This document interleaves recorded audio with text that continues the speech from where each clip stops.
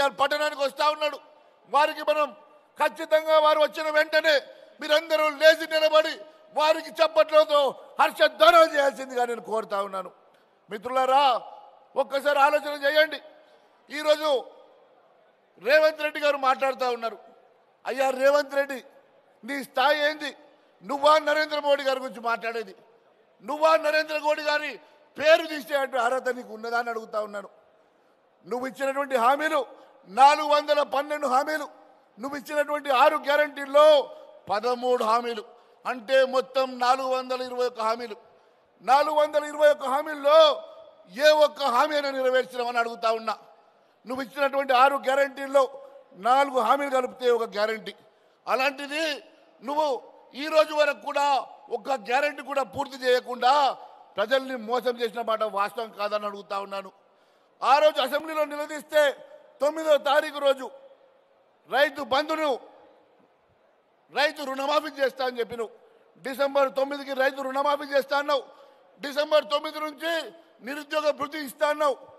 దాని తర్వాత రైతు బంధు ఇస్తా అన్నావు. దాని తర్వాత ఉద్యోగాలు ఇస్తా అన్నావు. ఉద్యోగాలకి ఒక క్యాలెండర్ ఇచ్చినావు. మరి ఇప్పటి వరకు నువ్వు 100 రోజులు గడువు నువ్వు తీసుకున్నటువంటి సమయం కూడా అయిపోయింది. అసెంబ్లీలో నిలదీసిన రోజు మొన్ననే వచ్చాం, ప్రభుత్వంలోకి వచ్చి 1 రోజులు కూడా కాలేదు, మాకు 100 రోజుల సమయం కావాలని అడిగినావు. మరి 100 రోజులు నిన్నటితో పూర్తయింది.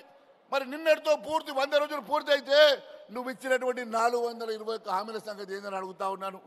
కేవలం మహిళలకు బస్సులు ఇచ్చావు కదా, మిగిలిన 420 420 హామీల సంగతి మేము ప్రశ్నిస్తున్నాం.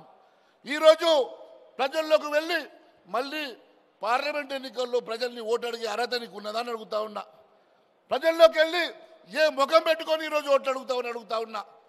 రేపు నువ్వు ఇచ్చిన హామీలను నెరవేర్చకుండా, నువ్వు ఇచ్చినటువంటి నీ మేనిఫెస్టోను పూర్తిగా నెరవేర్చకుండా ఈరోజు ఏ ముఖం పెట్టుకొని ప్రజల్లోకి వెళ్తావు?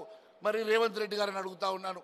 కేవలం మళ్ళీ మోసం చేయడానికి, మళ్ళీ అబద్ధాలు చెప్పడానికి, మళ్ళీ ఏదో ఒక రకంగా ప్రజల్ని మభ్యపెట్టడానికి వెళ్తే ప్రజలు ఊరుకునే సమస్య లేదని చెప్పి తెలియజేస్తా ఉన్నాను. ఎక్కడ పడితే అక్కడ రేవంత్ రెడ్డి సభలు పెడితే నా గులాబీ దళం, నా సైనికులారా, నా సోదరులారా, ఖచ్చితంగా ఇచ్చిన హామీల గురించి అడిగే అధికారం మనకున్నది.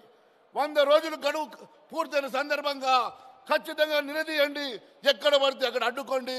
ఖచ్చితంగా ఆ హామీలు నెరవేర్చే వరకు కాంగ్రెస్ పార్టీని నమ్మే సమస్య లేదని తెలియజేసుకుంటూ, మరి ఈరోజు ఇంత పెద్ద ఎత్తున